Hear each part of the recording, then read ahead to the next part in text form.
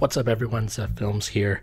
Kind of a little bit of a sad video. Today, Cryptic has announced that they will be shutting down Foundry on April 11th, 2019. A blog was released today, reading as follows.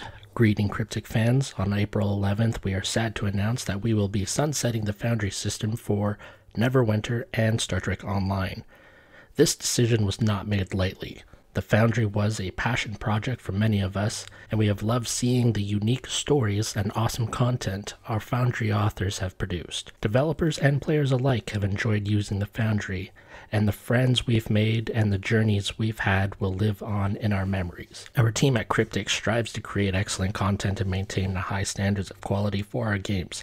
However, the legacy knowledge required to maintain the Foundry at our quality standard is no longer available. Our goal is to continue creating top-notch content for our current and upcoming games, and the development team and resources required to maintain the Foundry would impede on these new features and systems. To reiterate, this decision does not impact any other game feature or content development for Star Trek Online, Neverwinter, Champions Online, or future titles. We understand that this decision impacts our incredibly passionate and creative players.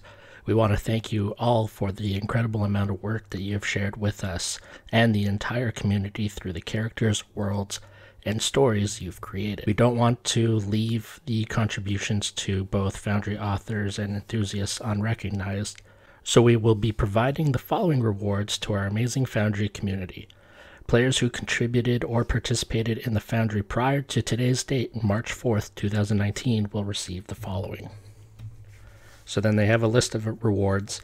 Star Trek Online rewards. Players who have played one or more Foundry missions will receive a Foundry badge for their characters. So that's kind of cool. Players who have authored a Foundry mission will receive a Botany Bay non-combat space pet. That looks kind of cool. Players who have been selected for a Spotlight mission will receive a Foundry Spotlight and a Genesis ground device. So there's the Spotlight there, which actually looks pretty cool. And then we have our Genesis device here.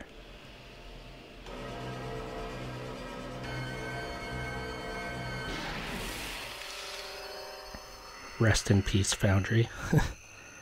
Neverwinter rewards. Players who played 10 or more Foundry missions will receive a Foundry-related title.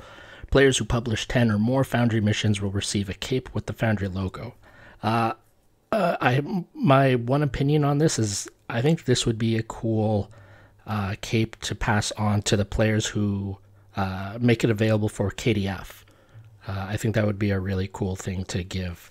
At the very least, the Spotlight people, or maybe narrow down Foundry authors who have made at least 10 missions, give them a cape for KDF, because that is a pretty sweet cape, and I could see some folks rocking it.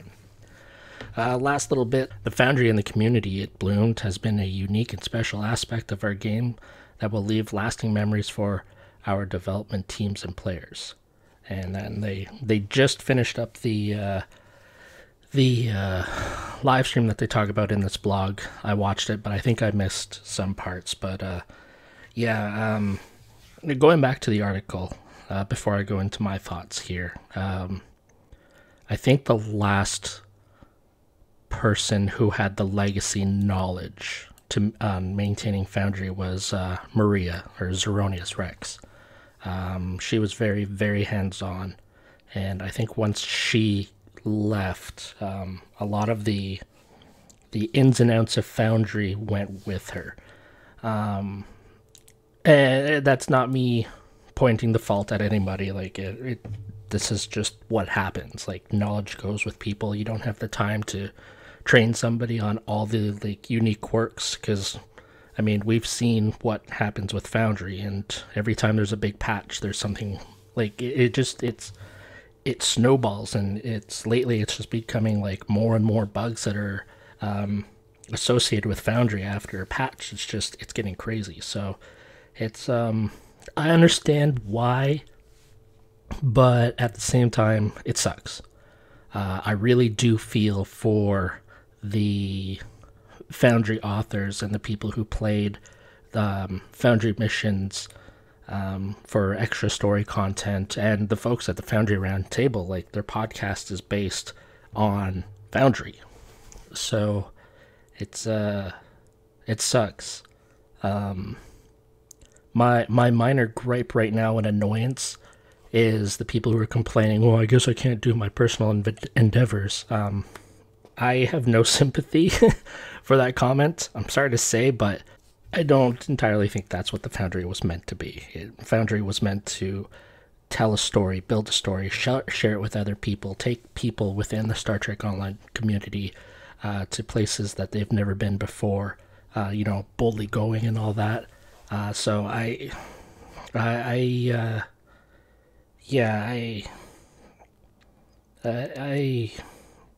been seeing a lot of just, well, how am I going to do my personal endeavors now? And it just comes off as a little ignorant to me, because there's such a huge community now that's just being kind of cut out of the equation. And Foundry